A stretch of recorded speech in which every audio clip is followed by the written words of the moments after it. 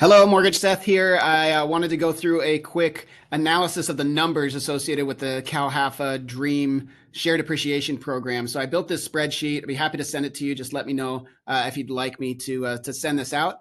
And what I did is I put it together so we could take a look at what happens on the back end when the person sells the house and what the advantages are and what the costs are. So let's go through this example. I did a $500,000 purchase price. And in this case, the buyer's putting 0% down. They could be putting some of their own money down. But right for this, most clients I'm seeing are using the full benefit of this program and putting zero down from their own pocket. We're maxing it out at the 20% that's available from the program. You can get 20% of the purchase price. So that's $100,000.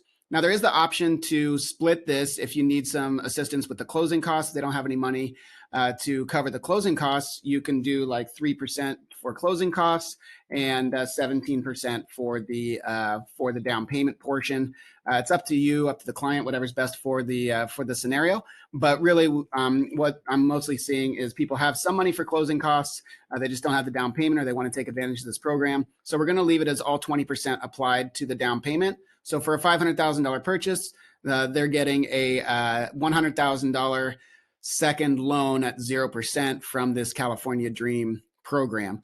So I estimated 3% for the closing costs. That's a good conservative number to use. Typically, it's going to depend on the taxes, title fees, that kind of thing for the closing costs. So make sure you understand where those numbers are. I like to use 3% starting out. So these numbers here are already calculated. These numbers in orange are the ones that you can change. So this setup is the $100,000 second loan, $400,000 first loan, 3% in the closing costs, and the amount that's financed is the 100%. So all the buyer needs to bring in for cash is the closing costs, in this case, about $15,000. So let's go down to the next section. The interest rate, that's determined by CALHFA, which is the state agency that is handling these programs. Every day they publish their interest rates. Today it's 6.375. And the payment breakdown is that the principal and interest monthly is going to be $24.95. And then once you add in the taxes and insurance, you can change these numbers down here if we want to use different numbers for taxes and insurance. But adding those in on a monthly basis, that would mean the payments around $31.41 a month. So they're spending $30,000 a year on their mortgage payment, taxes, and insurance.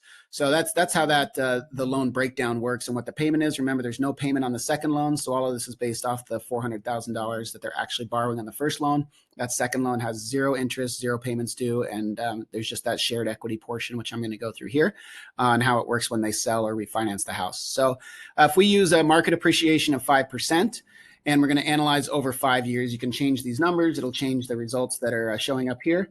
But I wanted to do just a conservative estimate of 5% appreciation in home prices over the next 5 years. So that means on this $500,000 purchase, the buyer is going to have an appreciation of $125,000. So that means when they go to sell the house, if they sold it in year 5 and we had this appreciation, then the future home value is $625,000. So that means that of this $125,000 that the home is appreciated, they're going to owe back to CALHFA $25,000. That's 20% of this $125,000 gain. Now, there is a maximum on it, which is good. If the market goes crazy and home prices increase exponentially, like we're seeing these 20% increases again year over year, then the most they can ever have to pay back is 2.5 times, which is still a lot. It would mean that in this scenario, they borrowed $100,000, but they'd have to pay back $250,000. But at least there's a cap on it. You know, if you keep the loan for 30 years, if home prices appreciate a lot, then this cap could be reached. But realistically, you know, my advice is to have an exit plan, look at the 3 to 5 year point, figure out when you have that 20% equity in the home that you can do the refinance, pay that off. So those are some of the things that I'm talking to the buyers that I'm working with about. So anyway, the equity share that goes back to CALHFA is $25,000. So that means to pay off this loan when they sell or refinance, they're going to owe back $125,000 for the $100,000 that they borrowed. Pretty straightforward. Over that 5 years, they're also paying down their mortgage. So this should be the mortgage balance. If they've made the minimum payments for the 5 years, $373,900, and the total principal they've paid is here. So the total payoffs that they have when they sell the house is the amount that they owe back for both loans. So the first loan and the second loan, $373 still due on the first loan plus the $125. That's how we get to $498,000, which is, hey, look at that. It's really close to the $500,000 purchase price that they had.